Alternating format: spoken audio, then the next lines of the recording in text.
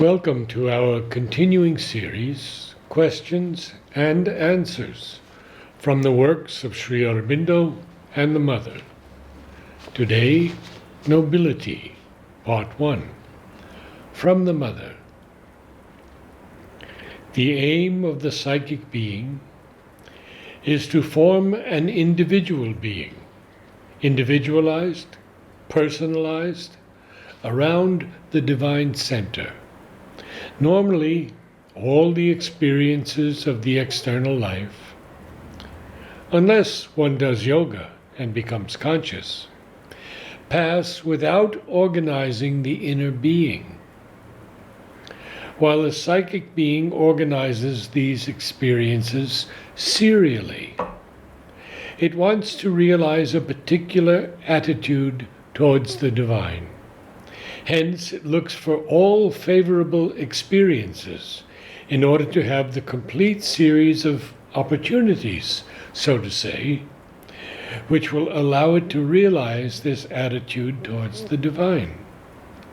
Take someone, for example, who wants to have the experience of nobility, a nobility which makes it impossible for you to act like an ordinary person, which infuses into you a bravery, a courage, which may almost be taken for rashness, because the attitude, the experience demands that you face danger without showing the least fear.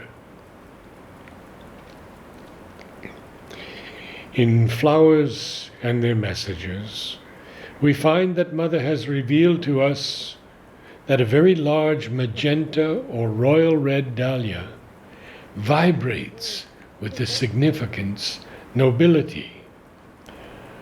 From Sri Aurobindo, the first rule of moral training is to suggest and invite, not command or impose.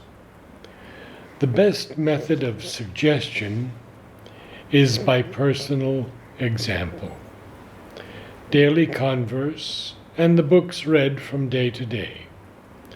These books should contain, for the younger student, the lofty examples of the past given not as moral lessons, but as things of supreme human interest, and, for the elder student, the great thoughts of great souls, the passages of literature which set fire to the highest emotions and prompt the highest ideals and aspirations, the records of history and biography which exemplify the living of those great thoughts, noble emotions, and aspiring ideals. This is a kind of good company, satsanga, which can seldom fail to have effect, so long as sententious sermonizing is avoided, and becomes of the highest effect if the personal life of the teacher is itself molded by the great things he places before his pupils. It cannot, however, have full force unless the young life is given an opportunity, within its limited sphere, of embodying in action the moral impulses which rise within it. The thirst of knowledge, the self-devotion, the purity, the renunciation of the Brahman, the courage, ardor, honor, nobility, chivalry, patriotism of the kshatriya, the beneficence, skill, industry, generous enterprise, and large open-handedness of the Vaisya, the self-effacement and loving service of the Sudra. These are the qualities of the Aryan. They constitute the moral temper we desire in our young men, in the whole nation. But how can we get them if we do not give opportunities to the young to train themselves in the Orient tradition, to form by the practice and familiarity of childhood and boyhood the stuff of which their adult lives must be made? Every boy should, therefore, be given practical opportunity as well as intellectual encouragement to develop all that is best in the nature.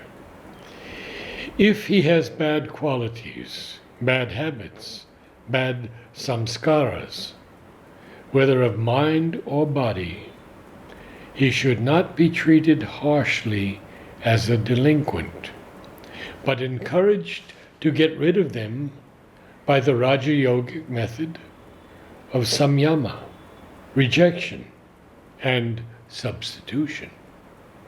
He should be encouraged to think of them not as sins or offenses, but as symptoms of a curable disease, alterable by a steady and sustained effort of the will.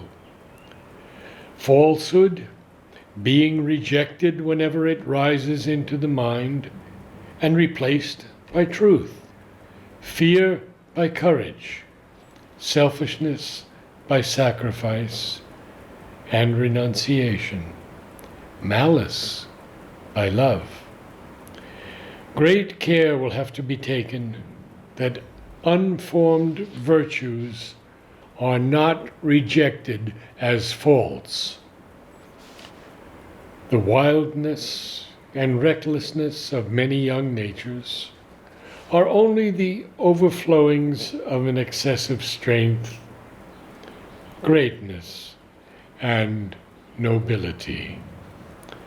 They should be purified, not discouraged.